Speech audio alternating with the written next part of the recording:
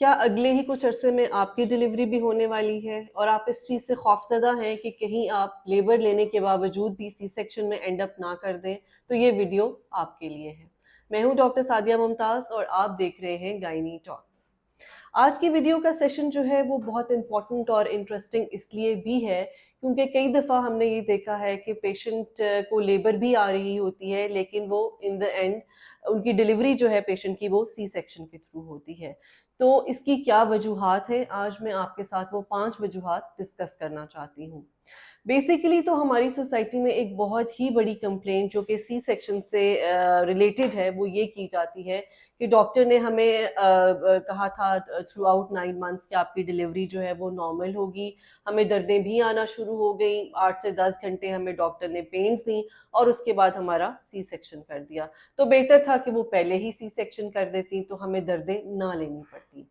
तो इस सिचुएशन का जो आंसर है, उसका जो जवाब है वो ये है कि अक्सर मैं हमेशा पेशेंट से कहती हूँ कि हम तब तक आपको कंफर्मेशन से ये नहीं बता सकते कि आपकी डिलीवरी नॉर्मल होगी या सी सेक्शन से होगी जब तक बच्चा हमारे हाथ में नहीं आ जाता।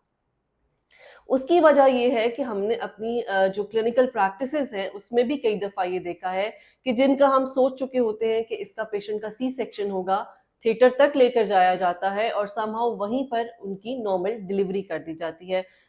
हेड नीचे आ जाता है, अचानक बेबी की मूवमेंट ऐसी होती है कि वो ब्रीथ से कैफेलिक हो जाता है या कोई भी और ऐसा इंसिडेंट कि बच्चे की डिलीवरी नॉर्मल हो जाए।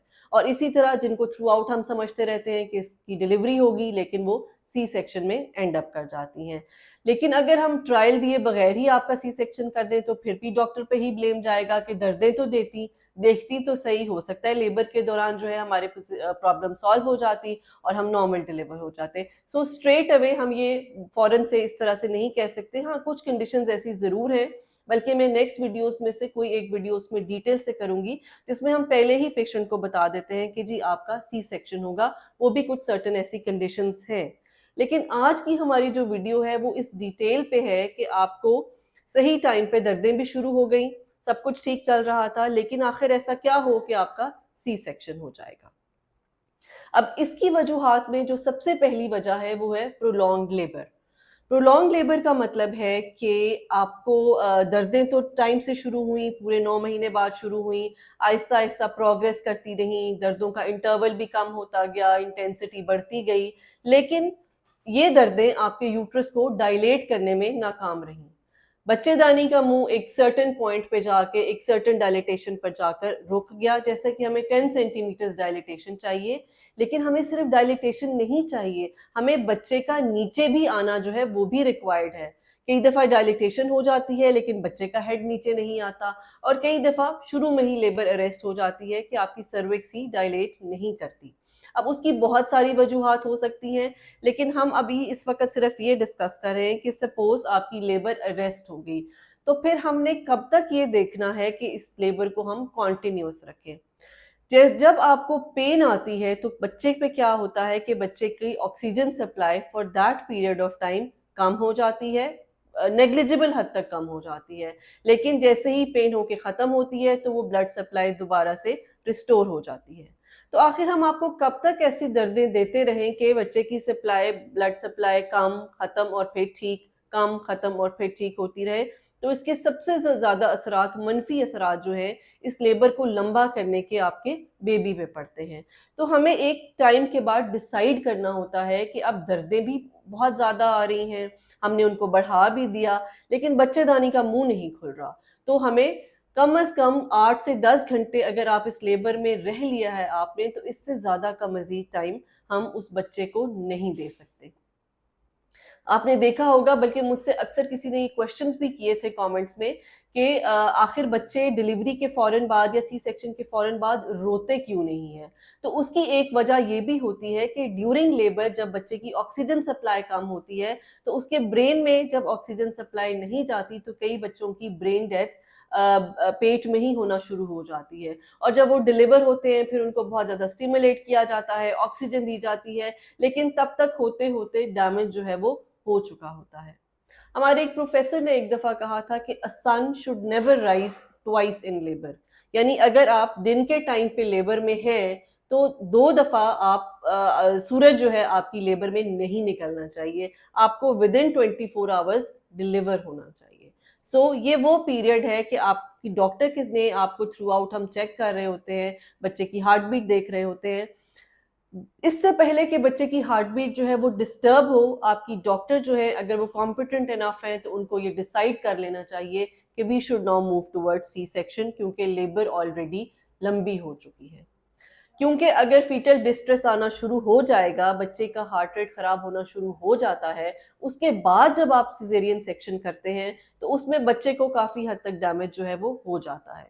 सो आप जहन में रखें कि 8 से 10 घंटे की लेबर में अगर आप डिलीवर नहीं हुई तो बहुत ज्यादा चांसेस हैं कि you end up in C section. और उसमें ना तो आपका कसूर है और ना ही आपके डॉक्टर ने जल्दी की, और ना ही ये बात की यह बात हमें पहले पता चल जाती, हमें इतनी दर्दें ना देती और डायरेक्ट जो है वो सी सेक्शन कर देती। कि यही बात कि ये डॉक्टर को कैसे पता चलेगा कि आपकी लेबर अरेस्ट हो जानी है।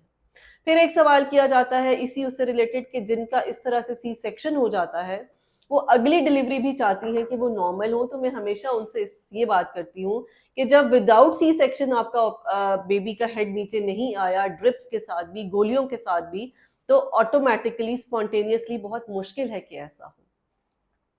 सेकेंड सिचुएशन क्या है कि उसमें बेबी की पोजीशन पे बहुत डिपेंड करता है, जैसे कि मैंने शुरू में बताया कि बच्चे का हेड नीचे आना चाहिए, आपकी डायलिटेशन भी हो रही है और कई दफा फुली डायलेटेड यूट्रस जो है कंप्लीटली खुल चुका होता है मुंह, लेकिन बच्चे का हेड नीचे नहीं आता।